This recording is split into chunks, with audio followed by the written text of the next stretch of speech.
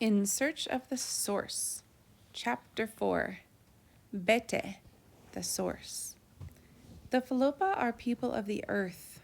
They live at ground level, close to the dirt, out of the soil. The creeping things are their meat. It's strange from the forest to the fire. It's straight from the forest to the fire, no middleman. The ground sends up food to fill their bellies. When it goes lean, they do too. The Falopa aren't concerned with getting back to the basics. They never left. It should be no surprise then that the preeminence of things basic, of root issues, would be ever present in the Falopa mind. It's natural, like the body's need for water. It comes out in daily conversation, almost incidentally, like a quick sip out of a bamboo tube. Sometimes it's part of a noun. Sometimes it's hidden between the tense and aspect in some verb. Sometimes it comes out in full strength and is addressed head-on, occupying a full afternoon's discussion. Sometimes getting to the bottom of some issue can capture the energy and imagination of the whole village and may dominate every conversation for days. The term in Falopa is bete.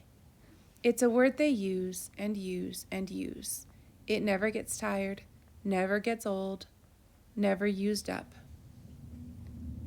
Like words in any language, it has many moods, nuances, senses, shades of meaning. At once, it embodies the concepts of root, basis, prime beginnings, deep structure, first cause, life, meaning, underlying strength, essence, source. It is the fundamental verb of being and the most basic metaphor in the entire language. Its uses are legion. That means many of them. There are thousands of trees in Falopa country, tens and hundreds of thousands. With 400 inches of rain per year, they grow huge and fast and thick. They provide heads for their arrows, bark for their clothes, boards for their houses, fuel for their fires, poles for their fences. They also provide unwanted shade. In Falopa country, open space and sunshine are in demand. When Falopas began to clear undergrowth for a new garden, they do it at least yearly. The biggest part of the work is cutting down and clearing away trees. With arms like steel bands and their 1.5-pound axes, they besiege a trunk until the towering height finally gives away with a crash. For a while, the plot intended for the new garden looks worse than ever, the tree now claiming not just the sunlight, but the ground itself. But the men aren't done. The tree is subdued, the axemen dismember it and clear it all away. But there's something they know about all this process. Cutting down a tree does not kill it. Like weeds, they keep coming back. Everything from the ground above may be dead and rotting, but the part that's below is still alive. A season later, new shoots will be up, sprouting at one side or the other out of the trunk. A force below the ground has determined again to reach for the sky. That, they know, is where life begins. The top part, the part that shows up, the part that one can point at and call tree, that's not where the life is. The life is at the base, in the bowl, under the ground where you can't see it. The Falopa know that if you haven't dealt with that, you haven't dealt with the real issue. There's good reason for the Falopa's consuming interest in things beyond the visible. Very little of the food they eat comes from above the ground. 3 of their 4 staples, sweet potato, taro, and yam, all come from below the surface. And the fourth sago, comes from deep inside the trunk of a palm. Falopa terrain is craggy, rough, and honeycombed with caves. Rivers and streams follow contours and crevices, taking any route as long as it's down, often dropping into a hole in the ground to run underneath, sometimes for miles, before appearing again. When the Falopa follow a stream to such a place where it appears out of the ground, the place is called the bete of the stream. The word for teeth is sereke. At least that's the name for visible teeth, the ones in front. But the big ones, the ones in the back of the mouth, are called bete sereke. The teeth in the front are seen, but the bete sereke are hidden. They are the ones that do the real grinding. Sometimes the bete must be removed. One time we had a problem with wasps. There were hundreds of them, big, red-bellied menaces, about an inch long, nested deep in the hole of an old tree stump just off the main trail. These wasps are lethal. When they sting, it's like an ice pick going in. When the children get stung in the face, they swell up so badly they can hardly be recognized. When an adult gets stung, the pain will last for 3 weeks. To get rid of them, we tried insect poison, but the wasps were not fazed. We poured gasoline down the hole they'd made to the surface and lit it. There was a woof, but again, the wasps were untroubled. The nest was in the ceiling of the bowl, where the roots connect, and nothing could reach it. As cursory measures were not working, the men took it on like a mortal challenge, pumping each other up with courage like they would do for battle. They covered themselves with cloth and leaves, and brandishing branches to ward off attack, they moved in with fire. That weakened the stump. Then, continuing to dance back and forth, in and out of harm's way, they dug the ground all around, cutting through the roots. Finally, they were able to split the stump open and expose the nest. As the wasps swarmed, Sophia reached in, grabbed the nest, and jerked it out. As he held it aloft, there was a cheer of victory. Later, they ate the wasp larvae and chrysalides that came with the nests.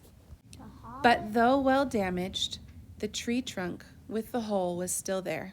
More wasps would come back. They continued their work of excavating the stump, finally pulling it out of the ground and rolling it down the long slope into oblivion. After that, there was no more problem. They'd gotten the source. The bete was gone. There's a system of justice in these villages.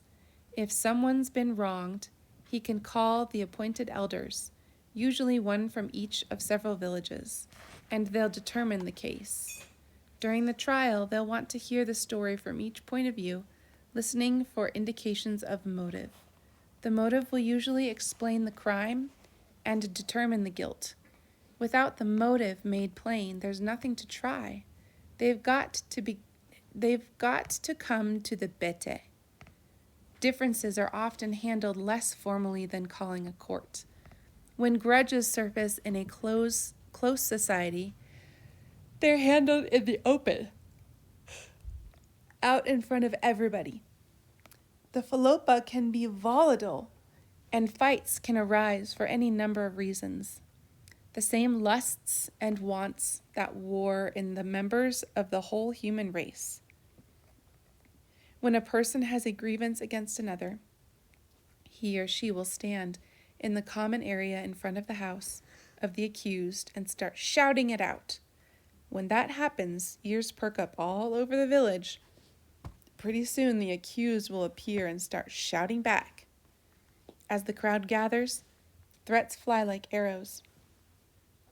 One of the contestants may grab a club or an axe, and it'll start to look bad. Before any real damage is done, however, everyone will have gotten into place. Everyone knows their role in these situations. The clan brothers of the one will gather behind to restrain him from doing actual harm to the other. The clan brothers on the other side will do the same. With this kind of safety, the two fighters can begin to go at it with murderous energy, yet without anyone suffering mortal injury. As often as not, one of the clan brothers will get the worst of it through jabs and bites, to the point of even losing half an ear or a couple of teeth. When these kinds of things happen, the commotion is incredible. There's no getting anything done until it passes. I usually go watch with everyone else. I stand off to the side, and without fail, someone will see my interest and come up to me and ask, "Do you know what's going on here?" Having arrived after the beginning, I'm at something of a disadvantage, but I venture a guess. "Let me see," I say. "Kopo is saying that Apusi's pig got into his garden and ate a bunch of his taro plants. And Apusi is saying that even if it did that, didn't warrant Kopo coming and cutting down his banana trees. And now Apusi's threatening to dig up the rest of Kopo's taro. And Kopo's saying if he does that, it may be the end of Apusi's pig." With a little glint in his eye, my friend will look at me and say yes. And then, "But no. What you're saying is right, but there's more to it. Do you want to know the bete of this fight?" I'll say sure. And what he'll tell me is something completely separate from what's on the surface. Something that may have been seething for some time before the pig got out of hand. In this case, Kopo's sister had been promised to Apusi, but at the last minute she married someone else. Such an action would upset everything. Besides the personal blow, the balance of bride exchanges is upset, not to mention the bride price, which affects the whole clan. The older brother might have been the one responsible for letting this happen, complicating the matter. Finally, a pig ran rampant in a garden, and the whole thing blew up, and all that yelling about pigs and taro plants is really about something else. The earlier reason of bete is the fight. Bete of the fight. Words have a bete too. The Falopa are continually teaching me the language, and I'm continually learning it. Someone can be moving through a monologue, complete with the rapid-fire series of flaps and nasals and trills, and I'll be following along with understanding, until a word or idiom goes by that I have never heard before. Either the speaker recognizes that he's suddenly left me in the dust, or I stop him and ask for a meaning. "You want to know the bete of that word?" he says, and I'll say yes, and he tells me. The bete of the word is its meaning. All things have a bete until you know what it is, and until you know what it is, you're only dealing on the surface. Yet, besides this, there is another side of the meaning to the word. In listening, I've discovered they use it in reference to people, at least certain people. These are individuals who have tapped into something that gives them strength. They seem to have self-sufficiency. Sometimes a man always seems to have enough money, shells, food, or pigs. When there is a feast, he always has the most to share. He never runs short. They say, that man, they say, has bete. All this adds another dimension to the term, whereas to know bete is being on the road to wisdom. To have bete can be a goal in life. It can become a quest. People want to know what is out there that will last. What is self-propagating, inexhaustible, ultimate, and how do we tie into it? As in any society, among the Falopa, there is a tyranny of false betes, futureless hopes, incorrect assumptions, myths with confused morals. All these tend to undermine and counter honest attempts at grasping reality. If the basis is wrong, how can good grow from it?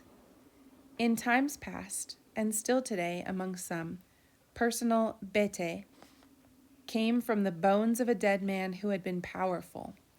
The one who possessed those bones was thought to have the ability to control the spirit and gain access to its power.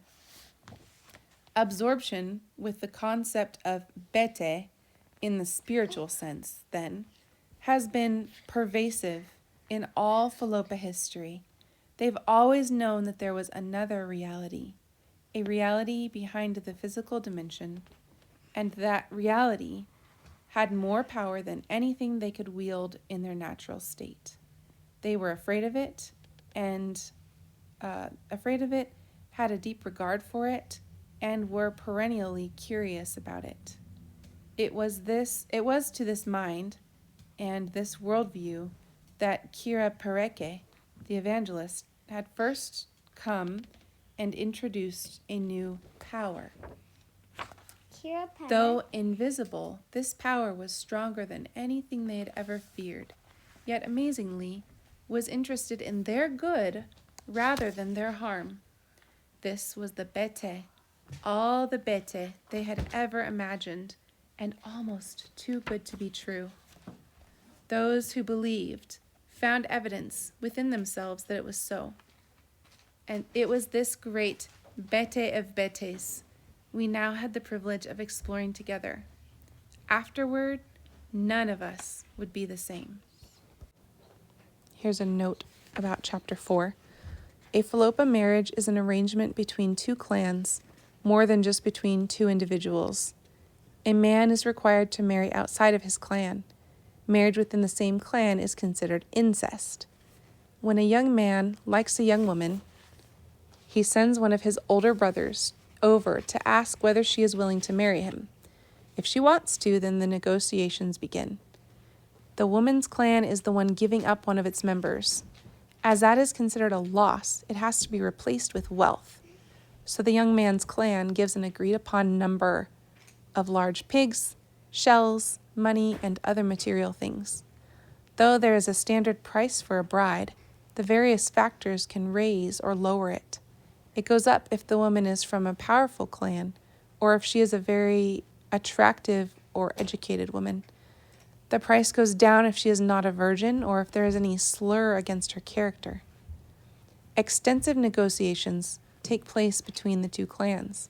Above all, peace must be maintained, and everyone must be satisfied that they have been adequately compensated. It is a very complex network, and they keep careful track, though without pencil and paper. Everyone that contributes to the success of the negotiations will need to be compensated at some future date. It's part of how clans are solidified and continue to work together. It should be noted that these marriages are not only the means of binding a man to a wife, but also of binding two clans together. Divorce is rare and very difficult. In such a case, the woman's clan would be required to give back everything they had received.